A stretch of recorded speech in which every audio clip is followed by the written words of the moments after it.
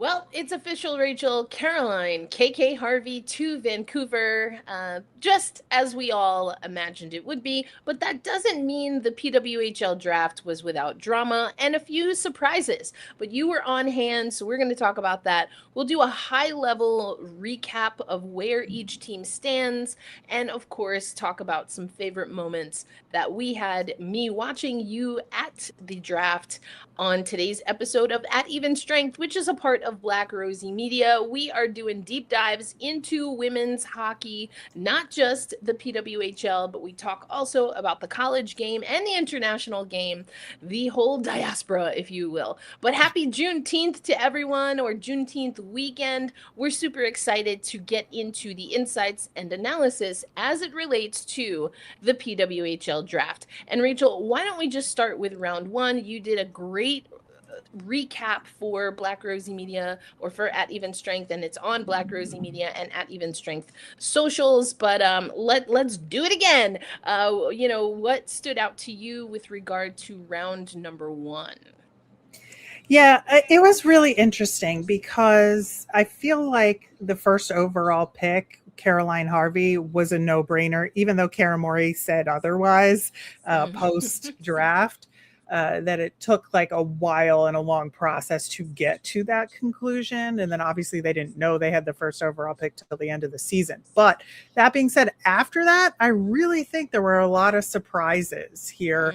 The first surprise being that obviously Vegas had 2 picks in that round due to the Hillary Knight trade. We knew about that well enough in advance, but the position of those picks we did not know, which we'll get into later in the show. But I think that, Vegas did very well for themselves with those 2 picks, selecting Tessa Janicki and then later Lacey Eden. And to me, Lacey Eden is the winner of this draft. Overall getting a top 5 slot pick after being, one of those last cuts for the U.S. women's national team leading into the Olympics. I'm the happiest for her of anybody on this list for sure. But I don't think a lot of people would have said Layla Edwards would slip to the 4th position in this pick. That was a surprise to a lot of people, and she's going to San Jose, which put Abby Murphy in the 2 slot for Seattle. I think that was, we thought maybe she could go 3, maybe 2 here, but I think it was like the Edwards of it all. We expected Edwards to be the other of the 2-3 debate between those 2.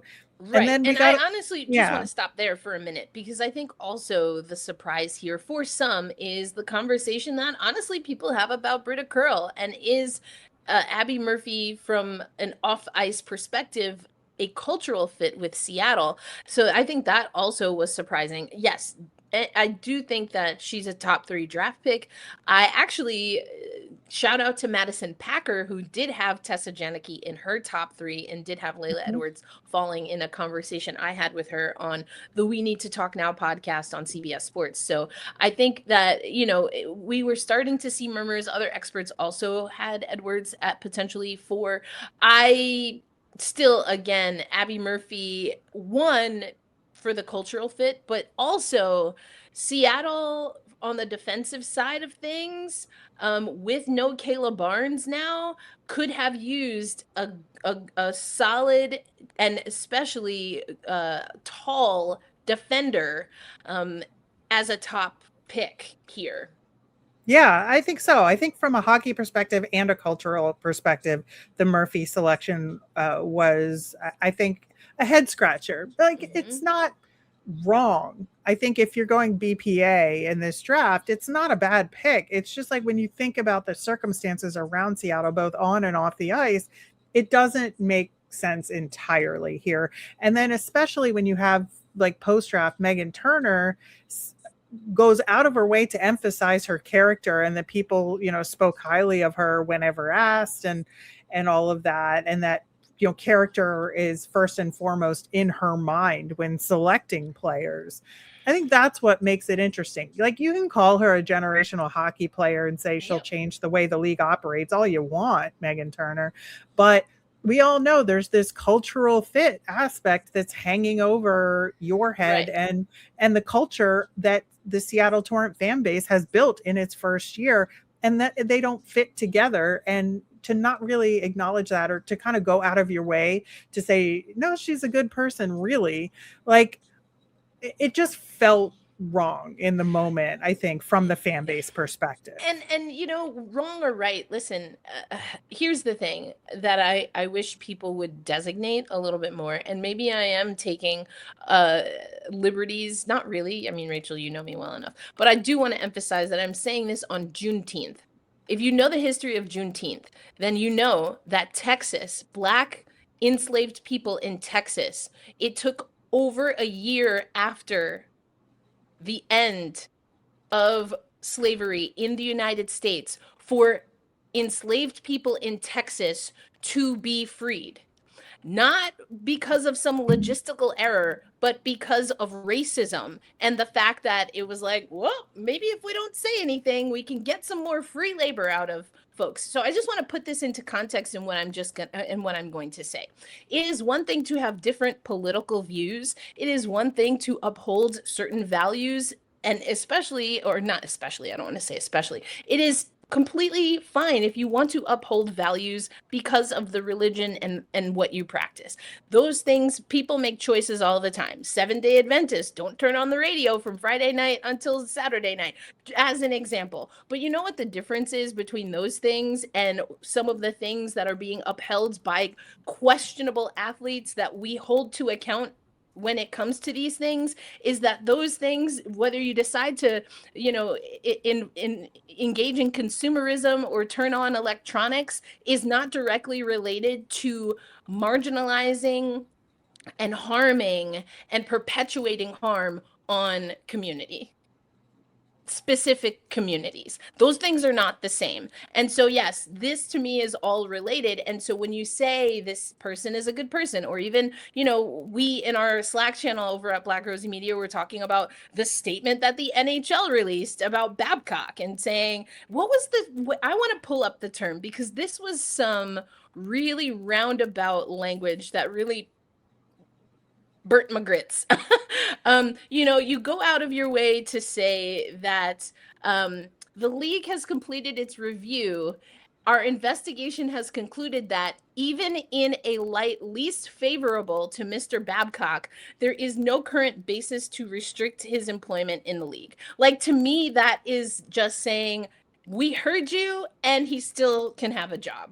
That Right. And is that that circles the back same to players like Abby Murphy, right? And like right? Britta Curl, right? Right. And so for Megan Turner to say, like, good character when the parts of the character in question are directly harmful to certain communities, that to me is giving NHL Babcock statement. Yeah. And, you know, I think that the league is in very clearly a difficult position here, and they have a lot of I think bosses in a lot of ways, right? Because there's the money, there's the press, there's the fan bases, you know, there's you know, wanting to grow the game and looking at different aspects of community that they want to feel included in the fan base, and they want it to be as broad as possible.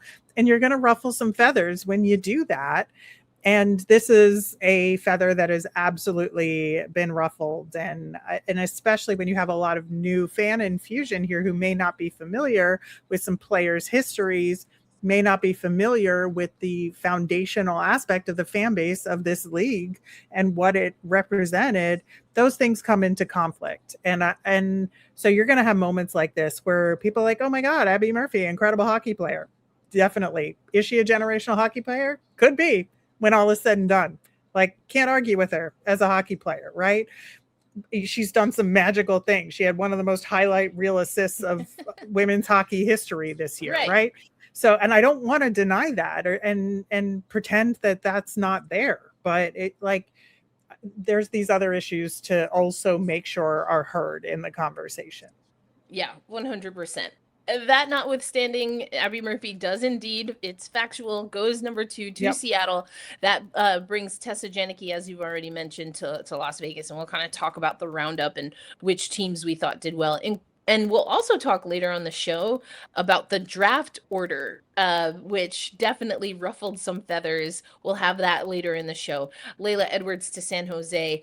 And then it's Leighton becomes the first player from outside of the United States, or excuse me, outside of North America, I should say, that is taken. What were your thoughts about that 6th pick there for Hamilton? Yeah, I thought it was an interesting pick. I mean, Hamilton had put together like a really strong forward core, in the expansion process so far. So I thought it was interesting and good in a lot of ways that they went the defender route here. So I think it's a good pick. I think that, Leighton obviously had a really strong season at Minnesota and is going to help that team tremendously. And one of 2 Finns selected in the first round, by the way, with Petra Nieminen going to the Victoire, the Walter Cup champions at the end of the round. I thought, that the fact that there were more Finnish players than Canadians selected in the first round, also a little interesting there as well. But obviously you look at University of Wisconsin kind of dominating the first round here in a lot of ways. Even though Penn State dominated the draft overall, Wisconsin dominated the first round here. Yeah, and if you're watching on YouTube, check out Black Rosie Media on YouTube. You can see the headshots and the 5 aforementioned Badgers. Kristen Sims and Vivian Jungles are the players that we I do want to talk about Kirsten Sims, though, because she got picked much later than I would have expected. I would have put her maybe in that 6th slot there. I think, when we look at the draft order, who picked when had a lot to do with why Kirsten Sims went later, because those expansion teams maybe didn't need her positionally. And, the only forward that got taken by after Janicki, who was going to be in a top 3, 3-4 slot no matter what. But then after that, there was defenders picked here. So,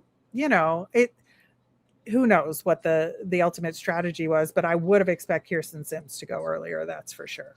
Yeah, very interesting indeed. And so that's the first round. But what are your big takeaways, including, the first round, obviously, but from the draft overall? I mean, whether it's the picks, whether it's what you were hearing from the GMs. I know we're going to get into specifically the conversation around New York as an example in our next block here, but just big picture takeaways from the draft, Rachel. Yeah, I think the lesson that we learned last season from expansion is that teams that are good on paper aren't necessarily going to be good when all is said and done. And so I think people are kind of taking a step back and not saying, oh, this team is going to be the best. Like, we can't say that anymore. I think based on our experience with expansion in this league and the fact that there are now 12 teams, like, there's a lot more factors and variables going into the who's going to dominate next season conversation. Also, expansion and free agency isn't done. So I really don't think there's a true like winner loser situation here. However, if you want to say on paper who did the best here, I would say Vegas did the best of the expansion teams. And of course, they had that Hillary Knight trade in place.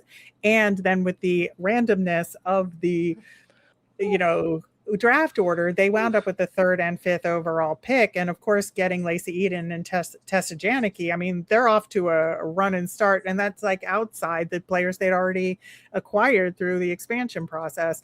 But I thought it was very smart of them to get more picks, sending Abby Marine back to Vancouver after selecting her in the expansion process. They trade her back to Vancouver, get some additional picks back, and that helped them. Plus, they picked Saskia Maurer, the other Swiss goalie, who is a tremendous goalie, and I think got overshadowed by Andrea Braendli internationally, but she's incredible. And so I think that's a great second goaltender for them to have.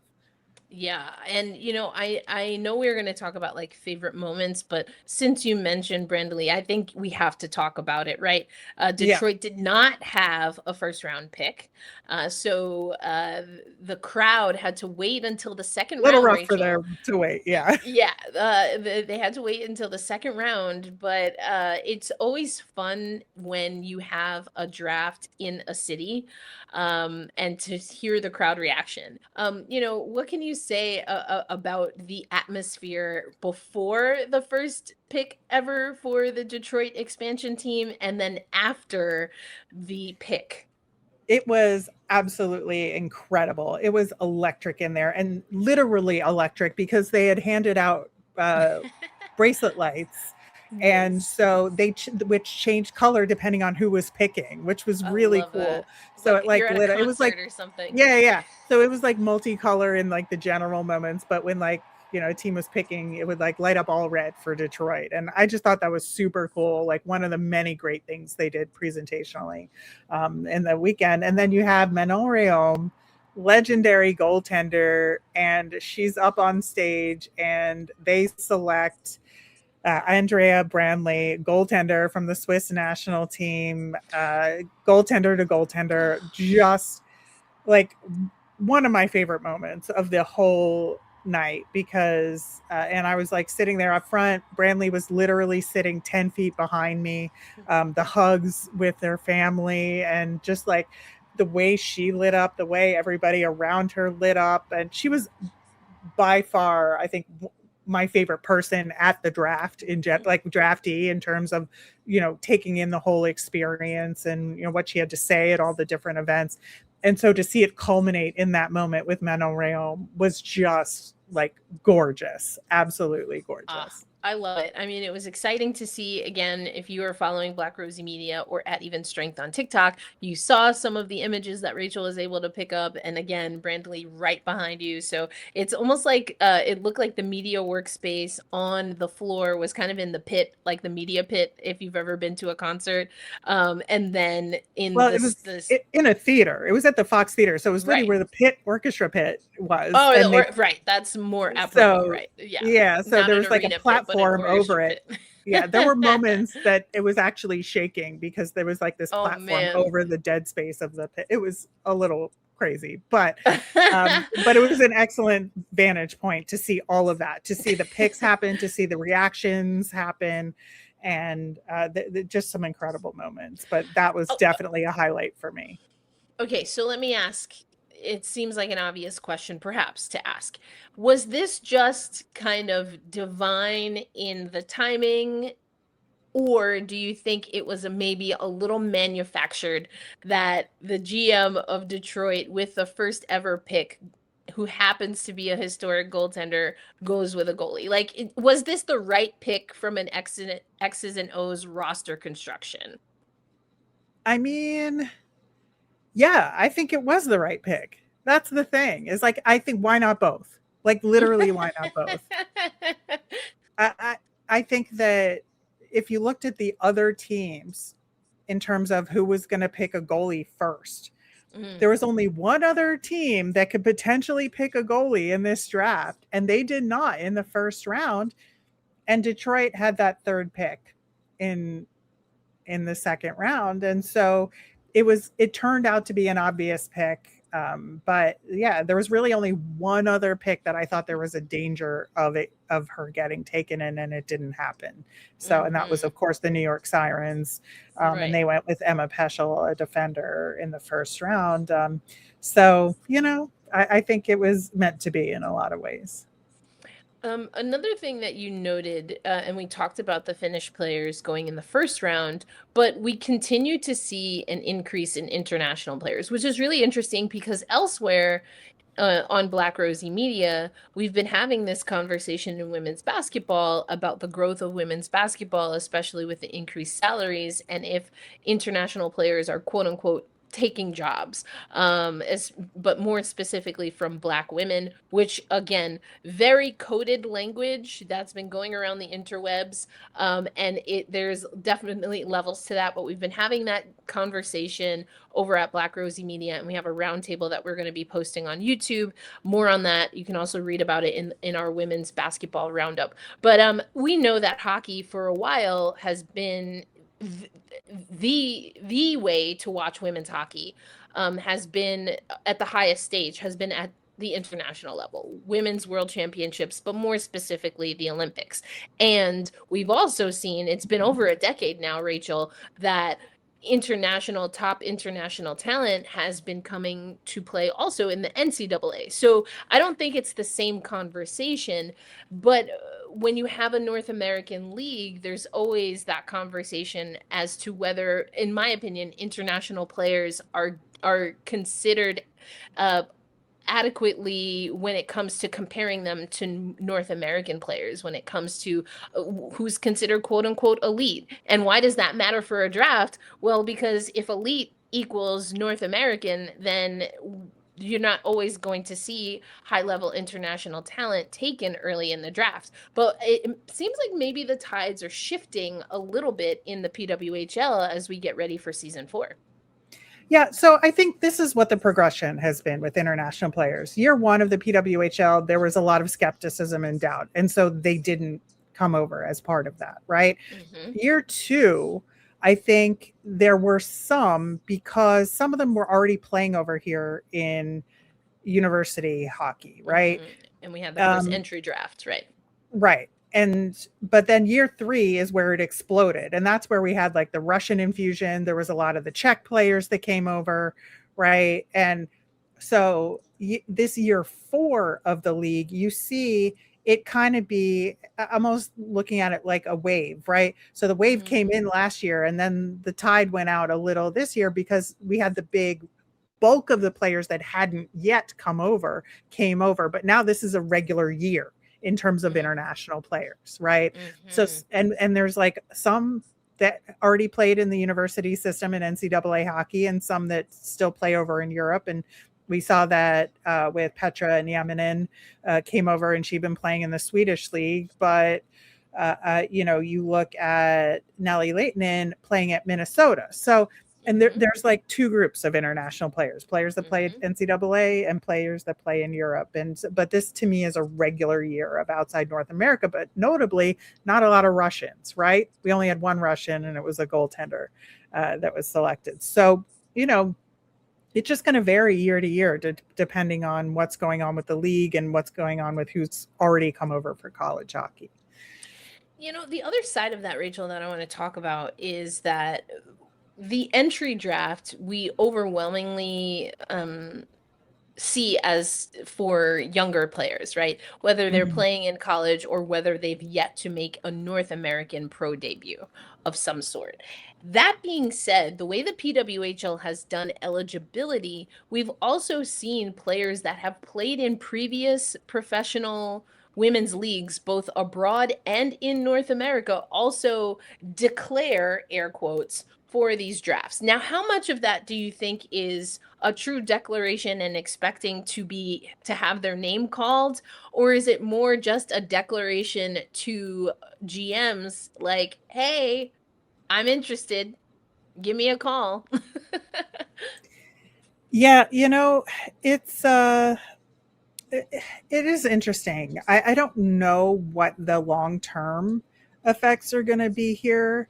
I think that's a remain to be seen, but it's going to be a big question for this league. And how do they want it to be in terms of, are they going to require college graduations or like a full 4, like as college hockey and eligibility is 4 years turning into 5 years there. And what does that mean in terms of players like staying the extra year in college? Like all of that is going to factor into this. And I think that when you look at the men's game, the pro side has had more power in that conversation. And the NCAA is trying to exert itself, right, with adding an extra year of eligibility. But is the same thing going to be true on the women's side? I don't necessarily think so. Yeah, and I was more so thinking of players like Laura Fortino, who competed for Italy in the Olympics and has played in the CWHL, or Megan Augusta, who has also played in the CWHL and pro. We've seen, players like Ali Thunstrom also quote unquote declare, but these are players who again have played professional hockey in North America a few times over. And so I was more so thinking of not so much if it's a power struggle between the NCAA and pro, although I do think that's very interesting, but more so, where do players who have been out of the game and arguably maybe forced out of the game, who want to make a return, is there space for them, or is this a I young don't think players so now. league? I Mm-hmm. don't think there is anymore. I think because of the nature of this league, and now that it stands at 12 teams, like all indications are they're going to hold pat at least for a short time. Like the Mm-hmm. time it's too much time is going to tick. And now like we are where we are, and we have like, you look at the big name players that are going to retire over the next few years. There's not going to be extra spots other than who's coming out of college, and teams are going to want to sign players that have long-term possibilities here, not just one or two and done, because they're already older and they're not going to win the roster spots anyway as the game changes.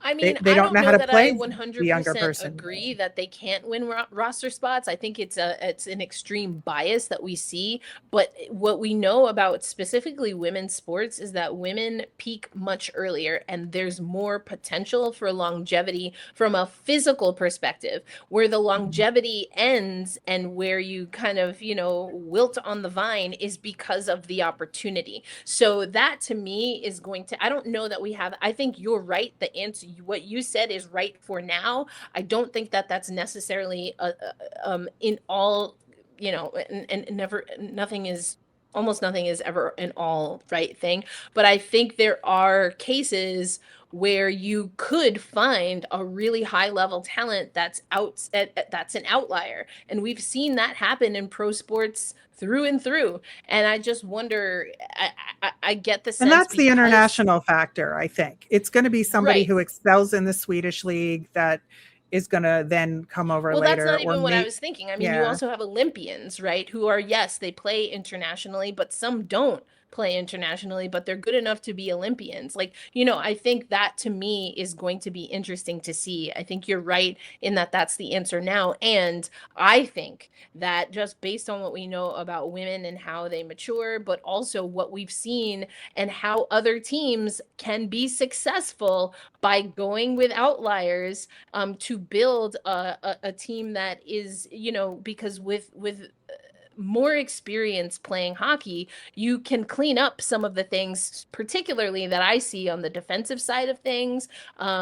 Chemistry things. There are not so many things you have to teach when you go with someone who is more veteran, more seasoned. But to your point, I think right now, and especially probably because this is a single owner entity, there's not really there's no value to be added when it comes to how we see this league prioritizing things, because competitive advantage, I think I'll put it this way. There are limitations to what a GM can realistically do to gain competitive advantage because the owner is the same across all 12 teams. Sure. And again, that's why I say like you're going to find players who are say Canadian, who in order to continue their careers who maybe don't get drafted right out of U Sports or right out of NCAA, they'll play in Switzerland, they'll play in Sweden, get Mm-hmm. noticed there, and then get drafted. And that's what happened. There's like some Mm-hmm. fifth rounders, right, in Mm-hmm. this draft who are Canadian but were playing in the Swiss league, and got drafted this year into the PWHL. So Yeah. I think that is a valid path. Yeah, 100%. Well, we'll see how it all shakes out. But we want to get into some of the controversies that happened even prior to the draft. And one of the main things, Rachel, and I'm going to show the graphic of the first round picks.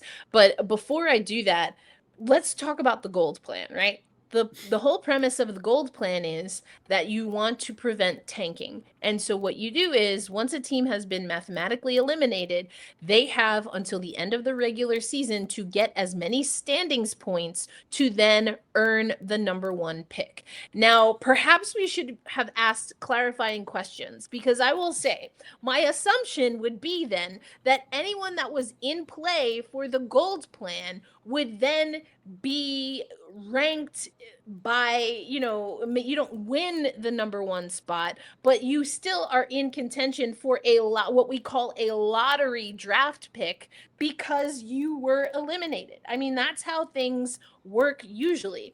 But a lot of people are wondering why you had Vegas, San Jose, well, Vegas again, Detroit and Hamilton. But again, Vegas got that extra pick. Why did the expansion teams pick 3, 4, 5, and 6, and Toronto and particularly New York pick after the expansion teams? I will add another layer here, Rachel. Although I think that the TV element of the lottery pick for the NHL is way overdone, and extremely boring to watch.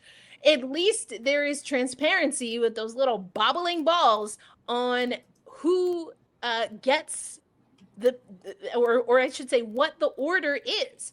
We didn't get any of that, Rachel, for the PWHL. No, we didn't see it. We were told that it was done as a random draw in front of those GMs, right? But that a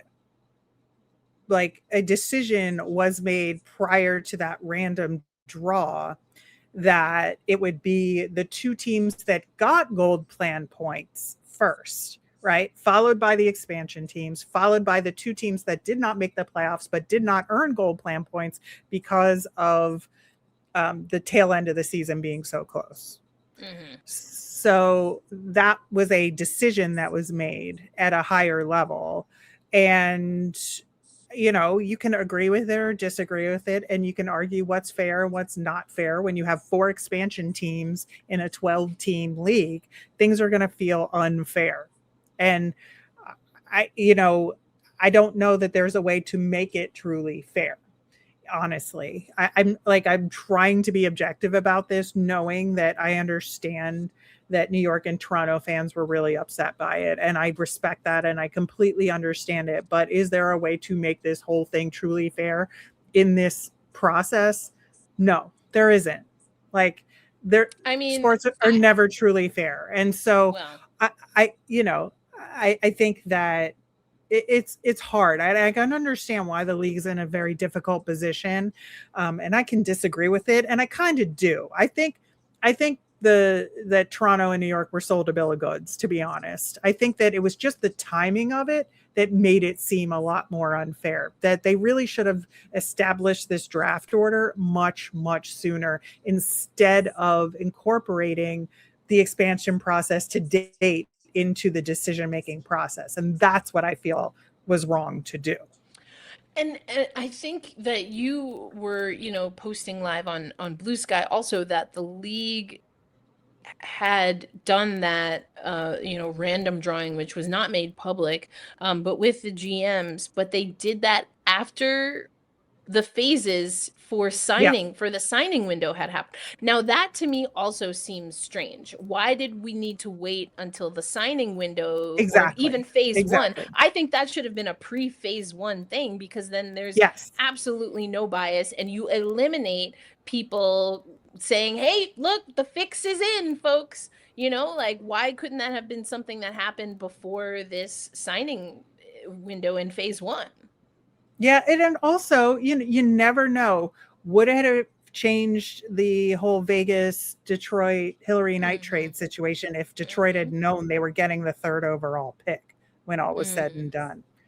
Would they have changed their minds? I think, to not have all that information going into all of this, I think was not conducive to making it seem like a forthright process. And that's, the other part of it that I disagree with from, about what the league did. It's just really the timing of this, that it should have been well established prior to phase 1, what the draft order was going to be. And that at minimum, right? That at minimum. That was a choice that was made, and I don't understand the logic for that whatsoever, especially because you entertain or you open yourself up to the conversation around a single owner entity and how much of the decision making is about drama and fabricating drama versus giving GMs the ability to build a competitive team. But you know what? Let's go to the Echo Sirens. So a PWHL fan group and a group of fans that are saying we need to talk. This expansion draft, this college draft order, this is not okay. And we're showing on the screen a post that they had on social media. The Sirens are the only original PWHL team to never to make the playoffs, not for a lack of heart, not for a lack of trying, but because every time we start to build, this league just tears it down. Now, I think that sentiment is likely also to do with just the rapid expansion as much as it has to do with the draft, because, you know, teams being torn apart. Amy Shear and Jana Hefford actually talked about you know, data and saying that, you know, the modern fan will follow players and will follow, or excuse me, I think they said specifically will follow teams. But actually, from my understanding of the data, and check out what Angela Ruggiero has been doing with her company, it's actually the other way, that there's more loyalty to specific players as opposed to specific teams. But anyway, I digress. What I find interesting here, though, and where I want to bring in a comp from another women's sports league, is in the WNBA. To be a lottery team, it's based on your record cumulative to the last three. I think it's definitely two, maybe even three seasons, the last handful of seasons. And so I wonder if that, again, it's a smaller league, fewer teams, although now they're pretty close on par with the WNBA. But I wonder, Rachel, if using the cumulative record over the last handful of years, because hey, what if you bomb out one year and then you rise up in the rankings? Well, that drops down your ability to be a lottery team. I mean, their strategy, if I don't really think that players have anything to do with tanking. Now, GMs perhaps, and owners maybe. But you know, do you think introducing more of a cumulative, not just season by season, but looking at the breadth of work over 2-3 seasons is perhaps a way to also, and adding that the order is announced before any phase one? I mean, do you think that maybe is a way to level the playing field a little? I don't know. I mean, this past season, 2 original league teams made it to the final. So, you know, it's possible to be done in the era of expansion. It is possible. And so you have to consider that as well. You also have to consider that with expansion being the way it is, I think maybe now, if you were going to say we're only going to have 12 teams for the next 3 years, you could start thinking about something like that. But I think the way you do expansion in this league is different than expansion has been in the WNBA. And so, you know, and they've done a formal expansion draft every single time, as opposed to this like phased signing process. It's just a different roster construction process. So I'm not sure you can apples to even pairs it, to be honest. But it's something to think about. Like, I wouldn't throw it out as an option. I would just say, I don't know if it applies here necessarily. But you know, the Echo Sirens, you know, they have these categorizations for each team in the college draft order. I do think some of this is very fan skewed, and I appreciate you kind of anchoring this in what was said, and you know, whether, you know, what was said gave teams a realistic expectation, given that there were going to be 4 expansion teams, you know, things of that nature.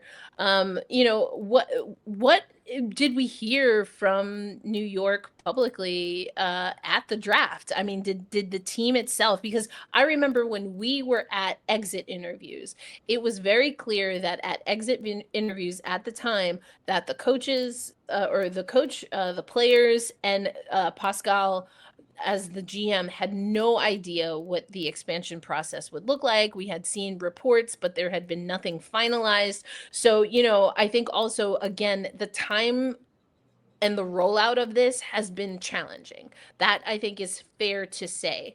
But, you know, being on the other side of it, I mean, did New York or any of the teams kind of hint at not appreciating the final decisions when it came to the draft order? No, I think New York and Toronto were very diplomatic about it, as they probably had to be honest. And, you know, it kind of is what it is. And you you take the hand that you're dealt and you make the best of it, and you try and, draft the best you can to account for it and sign free agents the best you can to account for it.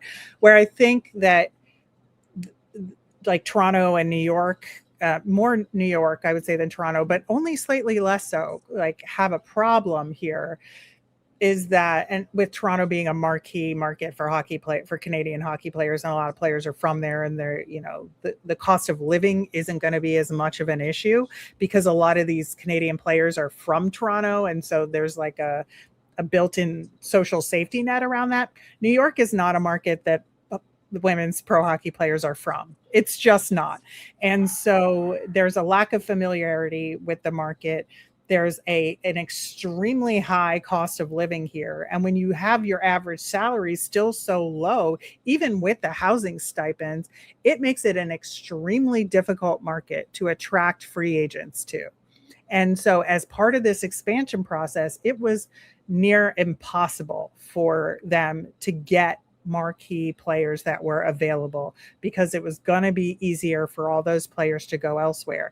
And then when you add the extra insult to injury, and those are my words, not New York's, I just want to make it clear, and it of picking much lower in the draft to not even get the first crack at these players for their first few years in the league, that makes it very, very difficult for New York. So I have a lot of sympathy for New York Sirens fans because it is difficult for them to keep players around who aren't the top that have already been there and are kind of locked into it because of rights holder issues.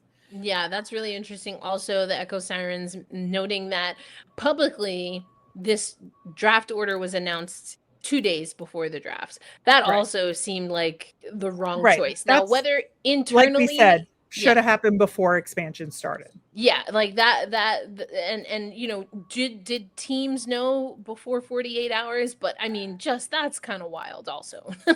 Yeah. No, and I think the other thing that they could have done to make it quote unquote more fair is use the snake method, right? I think if they had which said, the league has done before. Right. Yeah. So, okay, here's your draft order for round one that seems unfair on its face to some people, but it could be seen as fair. If you use league logic, snake it. If you use league logic. I love that. I mean, listen, let us know in the comments. I think this is definitely a thing that it feels icky. Now, whether it actually is in particular areas, I think that's where the debate lies. Because the league, Jana Hefford in particular, said, hey, we shared that this is how things were going to be done. And to your point that you made earlier, in certain aspects and elements, did they do that? Yes. And there were some pretty important factors that, like you also said, Rachel, existing teams likely, or from what we know, did not have the complete picture on that would definitely impact and how they moved had they known. And so again, the maybe it's not the order of the draft that is the main and most egregious thing, but it is the order of the rollout and the timing and the lack of planning. And the thing that people are going to point to is the shiny draft order, but it's really all of the other mechanisms. So I guess we'll see, because it seems like every year something changes, Rachel. And this is a league on the rise.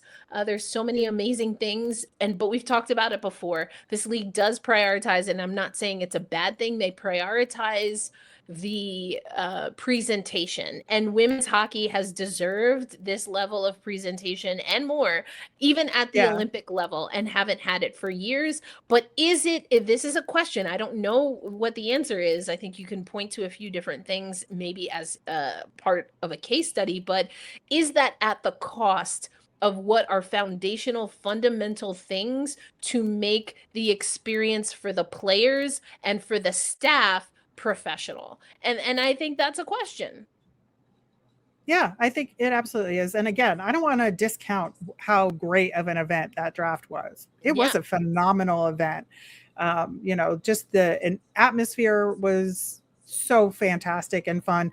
The way they did the carpet was tremendous. The Fox Theater is one of the most beautiful theaters we have in this country. Like, I've been in a lot of theaters, and it is just stunning.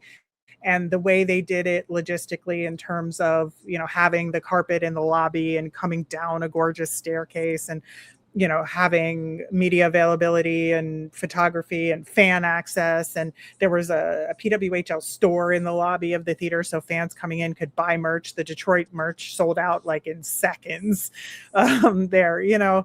I just think they did such a great job dealing with making the fans feel welcome and part of the process and part of the experience. And plenty of opportunity for the media to talk to the players and talk to the GM. So, like, A+ effort by the league on this draft in terms of the execution of it as an event. We just have like the actual nuts and bolts of it is like where the issues come into play a little bit. Yes, indeed. Well, a conversation we will continue to have here at Even Strength as part of Black Rosie Media. But Rachel, again, you were there. You've already given such colorful commentary, and you got great footage. We've put out some of it on our social media channels. We have more to come, including if you've been watching this on our YouTube page, that has been embedded as we've been talking. So make sure you are subscribed to our YouTube channel. If you're not already, you can also find the At Even Strength podcast most everywhere you find your audio podcasts. And most audio platforms are also giving you the video option, so you can still watch us. Hey, we're going to say hi now.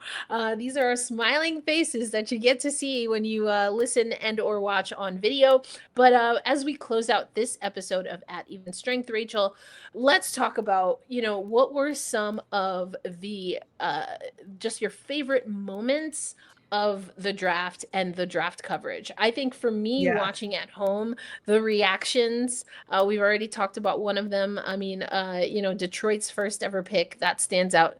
Mama Edwards, Layla's mom, is always a good time. Always a good time. I got to talk to her very briefly in the lobby, ran into her, and she's just a delight. Her outfit was on point. I have a photo of it that maybe we can put it in one of our social posts here, but she is just so proud of Layla and what she has accomplished, and was very much making it about her and not about Mama Edwards in this situation. It's all about Layla here, but just so fun to get to talk to her. And just talk to all these players trying to take in the experience. I asked a lot of them about their emotional support person at the draft, and just hearing everybody talk about their mom or their brother or who's ever with them at the draft, and getting emotional themselves about it was really just so heartwarming. All these players, and the other consistent question I asked a lot of the players on the carpet was about going from having no real pro opportunities when they were small children. We're getting to the age where some of them saw the other leagues, right? But when they were small children and just starting out playing hockey, that there wasn't anything to see the grandiosity of this theater and the moment. A lot of them were just so thankful and grateful, and excited for future hockey players that don't have to know a world without it. And that really stood out to me a lot, with just everybody who was a potential draft pick was just grateful for the moment. Yeah, that's huge, because we're not very far removed where we had our first draft class of WNBA players that was born in a world that has always had the WNBA. And you're right, we're starting to get to that, how tapped in any particular athlete is, because again, exposure has always been an issue in women's hockey, but how tapped in they were to women hockey players growing up outside of the Olympics.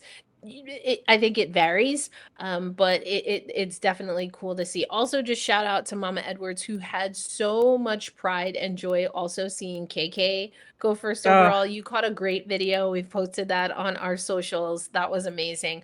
I want to shout out to our good friend Alicia Edmonds. Alicia Crank, you might see on social media, has been such a great force when it comes to the women's pro hockey to Seattle. Congratulations, y'all did it.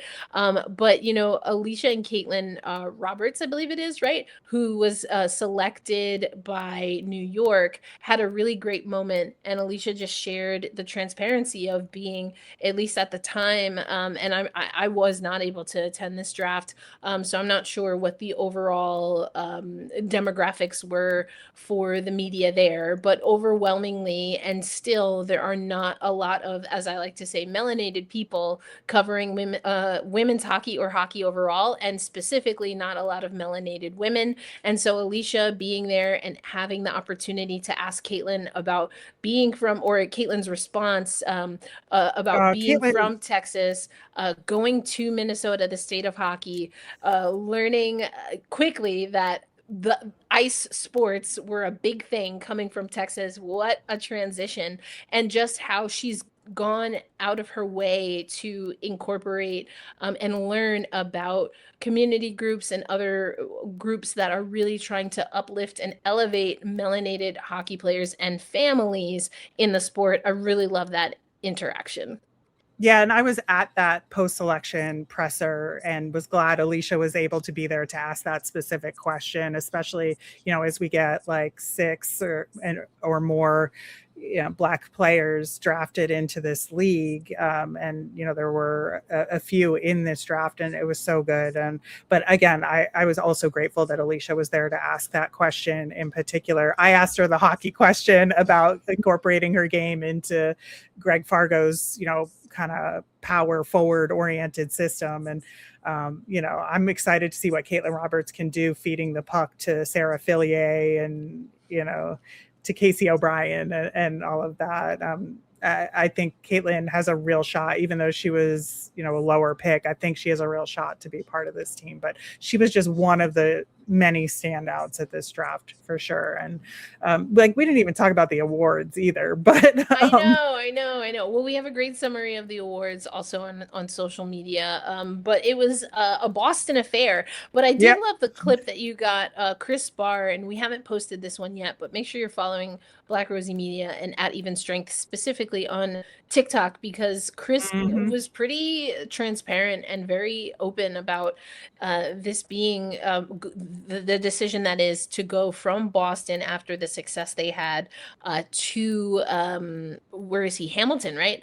To Hamilton to work with Megan Duggan, and it being one of the toughest hockey decisions toughest decisions throughout his hockey career, including his playing and coaching. And it had a lot to do with the gravitational pull of being closer to home and being able to help raise his children and his family and be a support as he wants to be, as a father and as a husband. So I thought that was really interesting. It reminded me, some people might know of Chad Wiseman, helped bring the Riveters their first title, their only title in at the time, the NWHL. And after that, he went closer to home. He took an opportunity closer to home because, in Chad's case, not the resources that we see in the PWHL. And he was driving from Canada to New Jersey multiple times a week to coach that team and to help them win a title. So I thought that was really interesting. And, I think a lot of times we celebrate in appropriate but also inappropriate ways the sacrifices that women make when it comes to their familial unit. And I don't know that we always have those conversations when it comes to men, and honestly, culturally, because there is this way of thinking that that's not a man's job, right, to think of those things. And if you ask individual men, individual husbands and fathers, their answers differ from what is quote unquote the societal norm. So I thought that was also interesting. Yeah, I think so too. The awards were, like you said, a Boston affair, but that element of it, I think people were surprised that he left Boston, but understanding, and you could absolutely see the emotion that he experienced over that for sure. We didn't talk about Troy Ryan and his draft, and now I asked him about the thinking as a GM versus thinking as a coach. which I think was really interesting when you're selecting players, right? In a draft, knowing that you have to coach them. I think it is an Yes. I interesting element mean, of it. yeah, for sure. We also learned that the Takeover Tour is going to be back, even though we don't Mm-hmm. necessarily think there's going to be expansion next season. There's going to be some repeat and some new markets in that Takeover Tour next year. So a lot happened this weekend, and we have a long off season to talk about, some more of it. 100%. And that's So, exactly it. We also want to take a deeper dive and go, we did this last year, I believe, and go team by team when yep. it comes to what we're knowing. But we still have signings that are coming in. So once the dust settles a little bit there, we'll probably do that towards the back end of the off season. But yes, going over the awards with more care. You got to speak with Rebecca Leslie, who was an award Mm-hmm. winner, Casey O'Brien, part of that all rookie team. So we have those interviews. You spoke to, or were there to speak to KK and Layla for a little bit. So there's definitely more that we can wrap from the 2-day affair in Detroit. But that's all the more reason why you should lock in with us here at Even Strength Podcast, part of Black Rosie Media. You can follow us on TikTok. We have a dedicated account for this show. Of course, you can also find the full episodes on the Black Rosie Media YouTube channel with the At Even Strength podcast. Has its own playlist. You can find that in the show notes, whether you're watching on video or audio. We'll have that for you. But yeah, for Rachel Donner, Erica L. Ayala, thanks for tuning in, and we'll catch you next week where we go over, again, PWHL awards, more takeaways, specifically from the GM speaking, because that was something that those of us who were not in attendance, Rachel, we didn't really get much of that. We were relying on the reporting from boots on the ground. So I would love to hear your takeaways from some of the GMs and how that will impact what we see when it comes to the signings moving forward. But again, stay tuned here with us at Even Strength, and we'll catch you on the next episode. Peace out, everybody.